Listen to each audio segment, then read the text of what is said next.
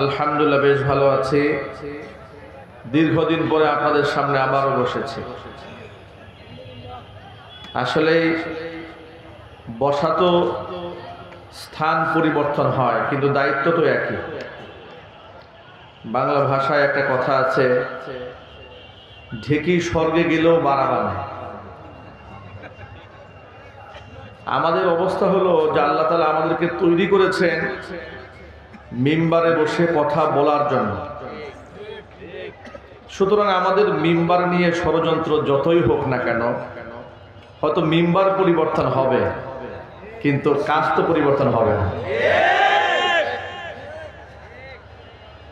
বোটবাজার মসজিদের মিম্বার নিয়ে ষড়যন্ত্র করা হলো। এর চেয়েও বড় মসজিদ আমবর্ষা শাহী জামে মসজিদের মিম্বার আল্লাহ আমাদের জন্য উন্মুক্ত করে দিলেন। কেন্দ্রীয় মসজিদ বোটবাজার মিম্বার নিয়ে ষড়যন্ত্র করা হলো। এর থেকেও বড় মিম্বার ডিআইটি প্রজেক্ট কেন্দ্রীয় জামে মসজিদ মেরুল বাড্ডা আল্লাহ পাক আমাদের জন্য উন্মুক্ত করে দিলেন। আমরা কিন্তু বসে নেই, কাজ আমরা করেছি। স্থান পরিবর্তন হতে পারে, কিন্তু কাজ পরিবর্তন হয় না। আমাদের কাজ আল্লাহর দ্বীনের দাওয়াত দিয়ে যাওয়া। কিন্তু যারা আমাদের এই মিম্বারগুলো নিয়ে ষড়যন্ত্র করে, তাদের কি এই যোগ্যতা আছে যে আমাদের অ্যাবসেন্সে এই মিম্বারে ওরা বসবে? জোরে বলুন। ওরা কি আমাদের মিম্বার থেকে আমাদের অপসারণ করতে পারবে? কিন্তু আমাদের মিম্বার দখল করার যোগ্যতা ওদের নাই। ওরা মিম্বার দখল করতে পারবে না। তারা ক্ষমতার মসনদ দখল করতে পারে, কিন্তু আলেমের মসনদ দখল করতে পারবে না। কারণ আলেমের মসনদ দখল করতে গেলে যে ইলমের প্রয়োজন হয়, সে ইলম তাদের নাই। সমাজে কিছু লোকের আলেমদের সমালোচনা করে, দেখবেন খুব ভালো করে সমালোচনা তারা বেশি করে যাদের ইলমের দৌরাত্ম্য যত কম। তাকে যদি বলা হয় যে আপনি তাহলে হুজুরকে একটু সরাই, ইমামতিটা আপনিই করেন, তাহলে উনি জানালা খুঁজবেন কোন ছিদ্র দিয়ে পালাবেন। কথা বলেন ঠিক কিনা বলেন?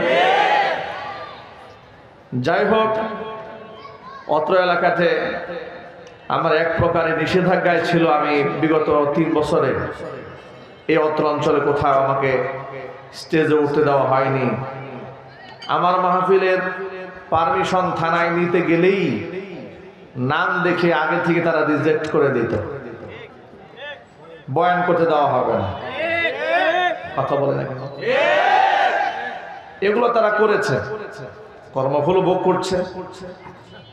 যাই হোক, অনেক কথা অন্তরে জমা আছে, ইতিমধ্যে অনেক কথা শুনেছেন আপনারা। আল্লাহ পাক দ্বীনের পথে পথ চলা আমাদের কবুল করেন। সে গল্প বলতে গেলে টাইম অনেক লম্বা হয়ে যাবে, হাতে আমাদের সময় একেবারেই কম। আজকের এই মাহফিল আমাদের ট্রানজিট প্রোগ্রাম দেওয়া হয়েছে, যেহেতু এই বছরে কোনো শিডিউল নাই। আমি নির্ধারিত সময়ের মধ্যে একেবারেই সংক্ষিপ্ত আকারে আলোচনা শেষ করে দেব ইনশাআল্লাহ। রাস্তাঘাটে যে সমস্ত ভাইরা ঘোরাফেরা করছেন, ঘণ্টাখানিক সময়ের জন্য কোরআনমুখী হয়ে যান। আজকে এই জায়গা থেকে কিছু সবক নিয়ে জীবনকে পরিচালনা করুন। আল্লাহ পাক উভয় জাহানেই সম্মানিত করবেন ইনশাআল্লাহ। আমি স্টেজে উঠেই দেখেছি তরুণ আলোচক, ফাজিল মাদ্রাসার এই প্রতিষ্ঠানেরই ছাত্র, মাত্র খুতবা শুরু করেছে। তা আমি তাকে অনুপ্রাণিত করার জন্য বসিয়ে দিলাম যে না, 10 মিনিট কথা বলো। আমরা সারা জীবন কথা বলবো না, একসময় আমরা হারিয়ে যাব, আমরা শেষ হয়ে যাব, দুনিয়া থেকে চলে যাব। আমাদের সন্তানেরা, আমাদের ছোট ভাইয়েরা, তারাই মিম্বারে আসবে। তাদেরকে যদি আমরা অনুপ্রাণিত না করি, তাদেরকে যদি উৎসাহিত না করি, তারা সাহস হারিয়ে ফেলবে। ঠিক না জোরে বলেন?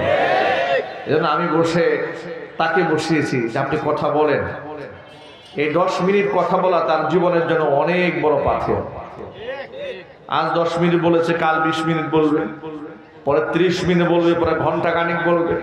আজকে চান্দরা ফাজিল মাদ্রাসায় বয়ান করেছে, কিছুদিন পরে বাইতুল মোকাররম চত্বরে গিয়ে বয়ান করবে ইনশাআল্লাহ। বলেন ইনশাআল্লাহ। আল্লাহ তাআলা প্রতিষ্ঠানের প্রত্যেকটা সন্তানকে যোগ্য আলেমী দ্বীন হওয়ার তৌফিক দান করেন, আমিন। উপস্থাপক বলেছেন যে এখানকার সন্তানরা ডাক্তার হচ্ছে, ইঞ্জিনিয়ার হচ্ছে, অনেক কিছু হচ্ছে। সবচেয়ে বড় কথা, ডাক্তার ইঞ্জিনিয়ার হওয়ার চেয়েও একটা মাদ্রাসা ছাত্র আলেম হচ্ছে, এর থেকে বড় পরিচয় পৃথিবীতে আর নেই। পৃথিবীর কোন ডাক্তারের মর্যাদা আলেমের চাইতে উপরে যেতে পারবে? কোন বিজ্ঞানী, আরো যদি বলেন না, কোন প্রাইম মিনিস্টার।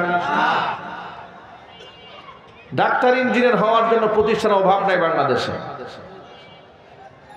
ঠিক না ভাই? ডাক্তার ইঞ্জিনিয়ার জন্য স্কুল আছে, কলেজ আছে, বিশ্ববিদ্যালয় আছে।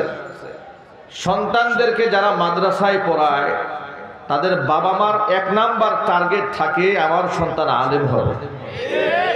আলেম হওয়ার পরে সে যদি বিজ্ঞানী হয়, দার্শনিক হয়, কবি সাহিত্যিক হয়, এটা নূর না আলা নূর, ঠিক কিনা?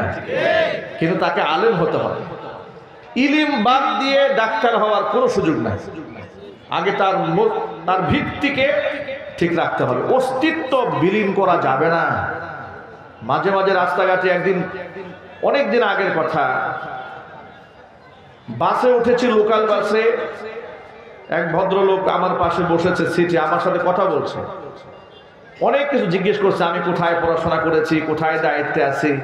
উনি দেখি আরবিতে কিছু মোকালামা করছে আমার সাথে। আমি হতবাক হলাম, মুখে দাড়িও নাই, প্যান্ট শার্ট পরা, কিন্তু কথাবার্তা শুনে মনে হচ্ছে কোরআন সুন্নাহ সম্পর্কে ভালো জ্ঞান আছে।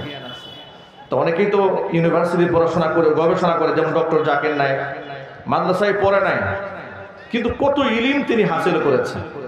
আলহামদুলিল্লাহ বলেন। তার জন্য আমাদের দোয়া আছে না? অন্তর থেকে দোয়া করবে, আল্লাহ যেন নেক হায়াত দারাজ করেন। তো তিনি আমাকে বললেন যে হুজুর, আমি কিন্তু কামিল পাস। আমি সুবহানাল্লাহ বলি নাই, আমি মনে মনে নাউজুবিল্লাহ বলছি। কেন নাউজুবিল্লাহ বলেছি বুঝতে তো পেরেছেন?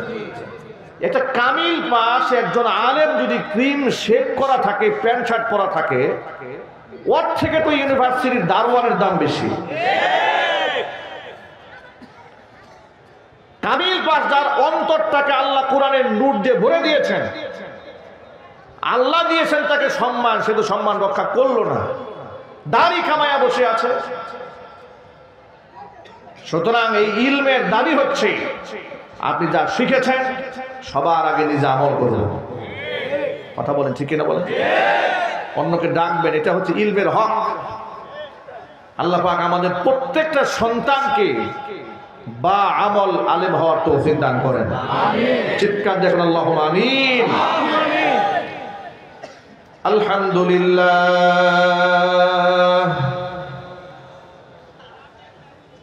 আলহামদুলিল্লাহ নাহমাদুহু ওয়া নাস্তাঈনুহু ওয়া নাস্তাগফিরুহু ওয়া নাউযু বিল্লাহি মিন শুরুরি আনফুসিনা ওয়া মিন সাইয়্যাতি আ'মালিনা। من يهده الله فلا مضل له ومن يضلله فلا هادي له ونشهد أن لا إله إلا الله وحده لا شريك له ونشهد أن سيدنا ونبينا وحبيبنا